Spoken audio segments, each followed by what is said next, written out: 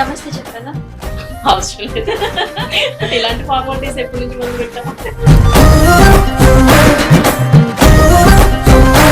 Casual గా ఎందుకు మాట్లాడుతున్నాం అనుకున్నారు కదా, సో ఇద్దరు సేమ్ సీరియస్ ఆర్టిస్ట్ లో.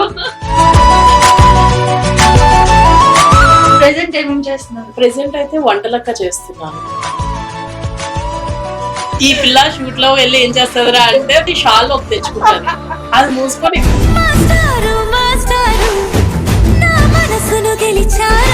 సో అనుష గారి నేపథ్యం అంటే ఏం చెప్తారు?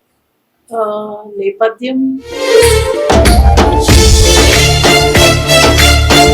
అనుకోకుండా నాకు ఫ్రెండ్ త్రూ ఆడిషన్ కి వెళ్ళాను. తను సెలెక్ట్ అవ్వలేదు, ఆ మూవీకి నేను సెలెక్ట్ అయ్యి. బేసిక్ ఏంటంటే నాకు లైఫ్ ఎలా ఉండాలంటే చిల్ అండ్ గోయింగ్ అన్నట్టు ఉండాలన్నమాట. బట్ సమ్ సిచ్యువేషన్స్ లో స్ట్రెస్ఫుల్ లైఫ్ మనం లీడ్ చేయక తప్పదు. అలాంటి సిచ్యువేషన్స్ ఉన్నాయా మరి? ఏముంది, గట్టిగా ఏడ్ చేసి తర్వాత మూవ్ ఆన్ అయిపోతాను. నాకు ఒక గన్ ఇస్తారా? కాల్ చేసి అన్నమని జైలుకి వెళ్ళిపోతా. దేవుడిచ్చిన గొప్పవాడం ఏంట్రా అంటే నాకు త్వరగా మర్చిపోతాను.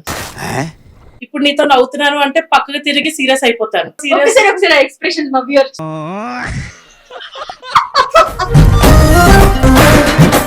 అనుషకి బాయ్ ఫ్రెండ్ ఉన్నాడా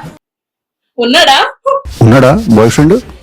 సో ఇంత నవ్వుతూ ఇప్పుడు ఎంత మంచిగా ఉంది కదా, ఒకటేసారి ఏడవడం చూసా. ఒక్క కన్నీటి చుక్క కూడా అది చాలా వాల్యుబుల్ అయితేనే నాకు కార్చాలి.